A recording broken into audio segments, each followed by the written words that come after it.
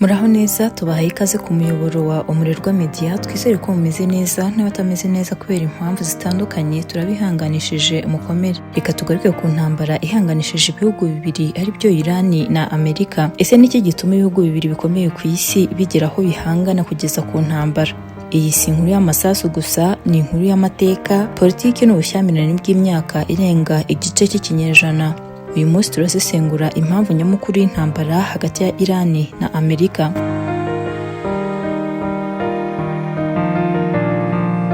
Amakimbirane hagati ya Iran na Amerika afite amateka maremare, atangirira mu myaka y'1950. Mu mwaka w'1953 Amerika n'Ubwongereza bashyigikiye ihirikwa ry'ubutegetsi bwa Minisitiri w'Intebe Mohammad Mossadegh wari wahisemo gushyira umutungo wa peteroli mu maboko y'igihugu.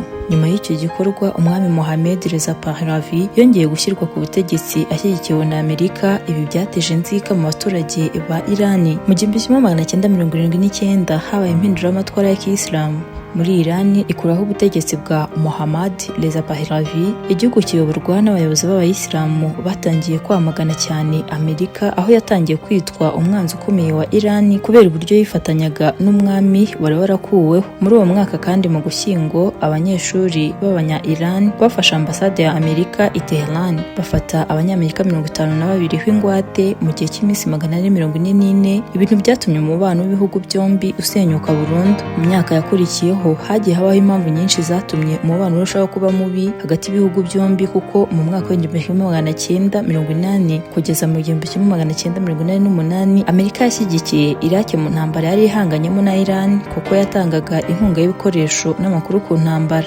Hari kandi kuba Amerika yarashyize ku rutonde Iran nk'igihugu gitera inkunga imitwe yitwara gisirikare mu burasirazuba bwo hagati, ibyatumye Iran ifatirwa ibihano bikomeye by'ubukungu, kuko yanashinjwaga gukora intwaro za kirimbuzi.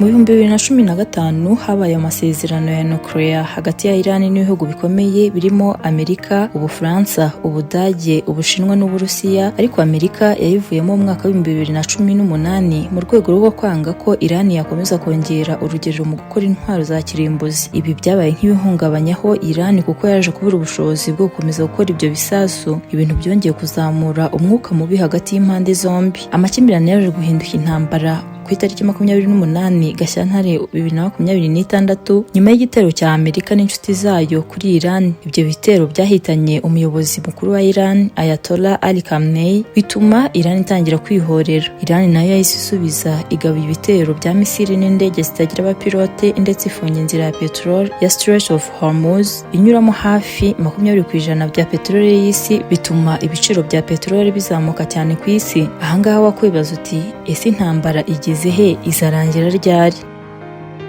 Nk'uko abasesenguzi babivuga, Iran iri gukoresha strategy yo kurambya intambara cyangwa kuyigira ndende kugira ngo inanize ubukungu bw'ibihugu biyirwanya, kuko kugeza ubu Amerika imaze gukoresha arenga miliyari 12 z'amadolari ya Amerika muri iyi ntambara. Naho Amerika yo ifite imbaraga za gisirikare zikomeye, ikaba ishaka gutsinda intambara mu buryo bwihuse. Icyakora hazaza h'iyi ntambara ntiyaramenyekana neza, kuko ishobora kurangira habaye amasezerano ya diplomasi nk'uko bivugwa na bamwe mu basesenguzi, ngo cyangwa igakomeza igihe kirekire igateza ikibazo ku bukungu bw'isi. Abakurikiranira hafi iby'iyi ntambara bibaza niba ishobora kuzaba intambara ya gatatu y'isi. Ese nawe ujya ubyibaza? Abahanga mu bya geopolitike bavuga ko intambara ishobora kuba nini cyane igihe ibihugu bikomeye by'isi byayinjiramo mu buryo butaziguye. Urugero, Uburusiya bufitanye umubano wa gisirikare na Iran, naho Ubushinwa bukaba bufite inyungu zikomeye z'ubukungu mu karere. Mu gihe ibi bihugu byahisemo gushyigikira Iran mu buryo bwa gisirikare, bishobora guhita bihangana na Amerika n'inshuti zayo.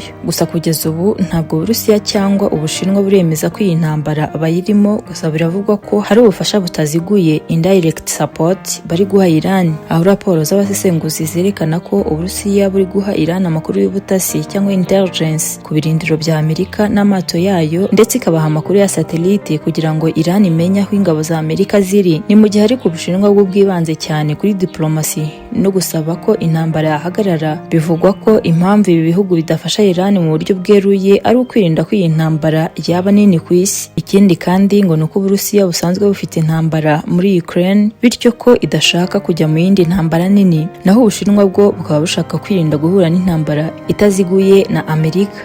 Ku rundi ruhande ariko Amerika nayo ifite abafatanyabikorwa bakomeye harimo Israel n'ibihugu byinshi byo mu Burayi NATO. Gusa kugeza ubu bimwe muri ibyo bihugu biri mu ihuriro rya NATO nk'Ubugereki n'Ubudage bo bamaze gutangaza ko nta bufasha bazaha Amerika ku ntambara bahanganyemo na Iran. Si uko ibi bihugu ari abanzi ba Amerika, ahubwo ngo nuko bavuze ko iyi ntambara atari iyabo kuko Amerika ijya kuyitangira ngo itabanje kubabwira cyangwa ngo ibamenyeshe ko nabo bayibonye. Ikindi kandi bitewe n'ingaruka ikomeye bishobora guteza ku bukungu bw'isi, bo baravuga ko icyabashyiza ari inzira ya diplomasi aho kuba intambara. Abasesenguzi rero bavuga ko iyo ibihugu byinshi biramutse biyinjiyemo amakimbirane ashobora guhinduka intambara nini ku isi. Muri iyi ntambara ikomeje kuba ikibazo, bivugwa ko akarere ka peteroli gashobora gutuma intambara yiyongera kuko akarere ka Strait of Hormuz ni kamwe mu hantu h'ingenzi cyane ku isi mu gutwara peteroli, ahanyura hafi 20% ya peteroli ikoreshwa ku isi. Niba Iran yarafashe icyemezo cyo gufunga cyangwa guhungabanya inzira y'iyo nyanja, ubukungu bw'isi bushobora guhungabana, aho ibihugu byinshi byakwinjira muri iyi ntambara kugira ngo birinde inyungu zabyo. Ibi ni kimwe mu bintu bituma ibihugu byinshi bihora birebera hafi ibyo Iran na Amerika bikora. Hari impamvu abasesenguzi benshi bavuga ko intambara ya gatatu y'isi itari hafi nk'uko abantu benshi bakomeje kubyibaza, ngo nubwo hari impungenge. Abahanga benshi bavuga ko amahirwe y'uko iyi ntambara yahinduka intambara y'isi yose ari make. Impamvu batanga nyamukuru ni uko ibihugu ngo bikomeye bifite intwaro za kirimbuzi, bityo bigatinya gutangira intambara ngo ishobora kurimbura isi. Hari kandi kuba ubukungu bw'isi